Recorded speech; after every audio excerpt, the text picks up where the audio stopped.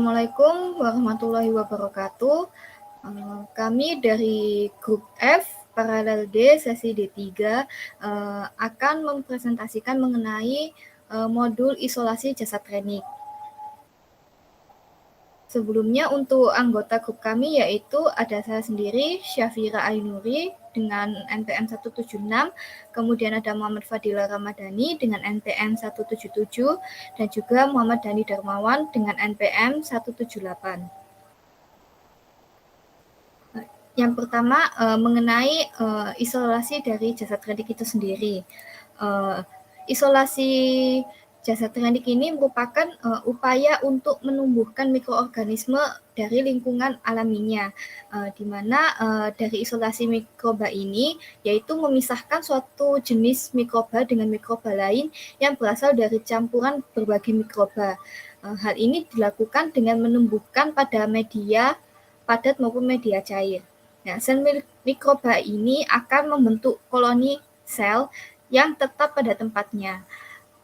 Kemudian fungsi dan tujuan dari isolasi jasad klinik itu sendiri yaitu untuk memperoleh biakan bakteri yang tidak bercampur lagi dengan bakteri lainnya, atau biasa yang kita sebut dengan kultur murni atau biakan murni. Mungkin selanjutnya bisa dilanjutkan oleh teman saya, Dani. Oke, yang selanjutnya yaitu koloni bakteri. Jadi koloni bakteri ini adalah sekumpulan dari bakteri-bakteri yang sejenis yang mengelompok menjadi satu dan membentuk suatu koloni-koloni.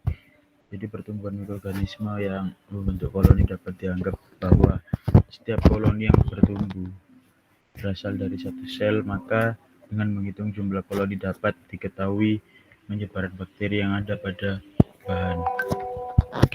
Mungkin bisa dilanjut.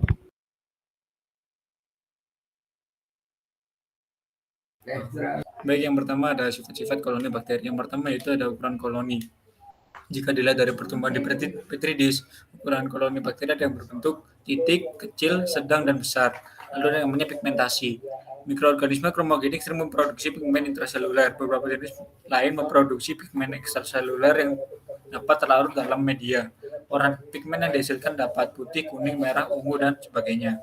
Lalu ada yang namanya karakteristik optik. Berdasarkan jumlah cahaya yang dapat melewati koloni, maka koloni ada yang bersifat opaque atau tidak dapat tembus cahaya, translucent atau dapat tembus cahaya, dan transparan atau bening.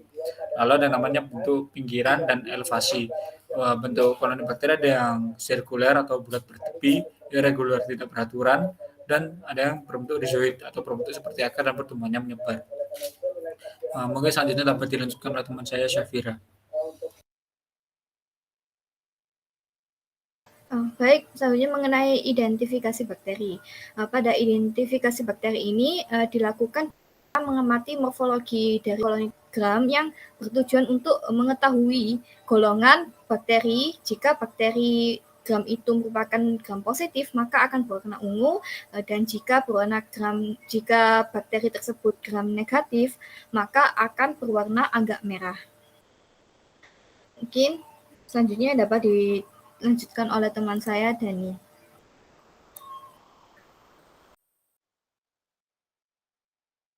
Oke, yang selanjutnya yaitu ada metode isolasi jasad klinik. Jadi yang pertama itu strip plate metode. Jadi strip plate metode ini pada dasarnya digunakan untuk suspensi bahan yang mengandung bakteri pada permukaan medium yang sesuai dengan cawan Perry. Lalu yang kedua, pour plate metode. Jadi metode ini dilakukan untuk menginokulasikan medium agar sedang mencair pada suhu 50 derajat Celcius dengan suspensi bahan yang mengandung mikroorganisme dan menuangkannya ke dalam cawan Petri steril. Lalu ketiga, isolasi sel tunggal. Metode isolasi sel tunggal ini dilakukan untuk mengisolasi sel mikroorganisme berukuran besar yang tidak dapat diisolasi dengan metode agar cawan atau metode cair sel mikroorganisme dilihat dengan menggunakan perbesaran sekitar 1 kali. Kira-kira ada isolasi pada agar.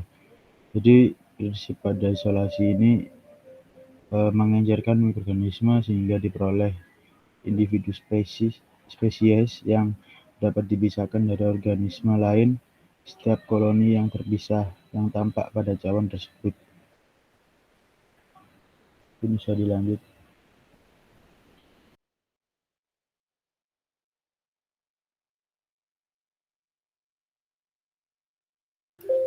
Adapun hal-hal yang perlu diperhatikan dalam isolasi cacar teknik yang pertama yaitu wadah biakan.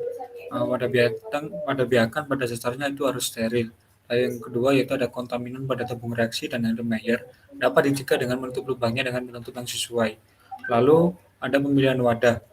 Pilih yang sesuai dengan mikroorganisme yang akan diisolasi. Selanjutnya akan dilanjutkan oleh teman saya, Syafira. Baik, selanjutnya mengenai faktor-faktor yang mempengaruhi isolasi jasa teknik sendiri. Pada faktor-faktor dipengaruhi oleh 3 jenis yaitu pH, temperatur dan juga faktor nutrisi. Untuk pH sendiri, mikroorganisme itu memiliki pH optimum, di mana pH optimum itu merupakan pH yang pada mereka itu tumbuh terbaik. pH optimum mereka itu biasanya dekat pada pH netralitas yaitu sekitar 7. Sebagian besar mikroba tidak tumbuh pada pH lebih dari 1 unit pH di atas atau di bawah pH optimumnya. Kemudian untuk temperatur, jika suhu lingkungan lebih kecil dari suhu minimum atau lebih besar dari suhu maksimum pertumbuhannya, maka aktivitas enzim akan berhenti. Bahkan pada suhu yang terlalu tinggi akan terjadi denaturasi enzim atau penghancuran enzim. Kemudian jasa teknik dapat dibedakan atas beberapa grup berdasarkan atas kemampuannya untuk dapat mulai pertumbuhan pada kisaran suhu tertentu. Kemudian untuk faktor nutrisi, kebutuhan nutrisi bagi mikroba terdiri dari substrat atau sumber energi dan juga karbon, kemudian untuk pembentukan sel baru dan elemen anorganik, serta faktor pertumbuhan atau nutrien organik. Mungkin selanjutnya dapat dilanjutkan oleh teman saya dan Oke, yang selanjutnya yaitu prosedur percobaan. Yang pertama, siapkan media yang sudah disterilkan dalam petri dish yang steril. Lalu yang kedua, tunggulah media ini sampai cukup keras atau padat dengan suhu 30 derajat Celcius. Yang ketiga, ambillah 1 oz suspensi dan campuran dan goreskanlah ke permukaan media. Maksud goresan di sini untuk mendapatkan deretan koloni yang kita hendaki serta memudahkan isolasi selanjutnya. Lalu yang keempat, inkubasikanlah selama 48 jam. Lalu yang kelima, amatilah koloni yang terjadi. Yang keenam, isolasilah masing-masing koloni dengan menanamnya pada masing-masing petri dish lagi. Yang ketujuh, isolasi ini dikerjakan 2-3 kali sampai diperoleh kultur murni. Lalu yang kedelapan, bila telah mendapatkan kultur yang murni, transferlah ke dalam media agar miring dalam tabung. Mungkin bisa dilanjut.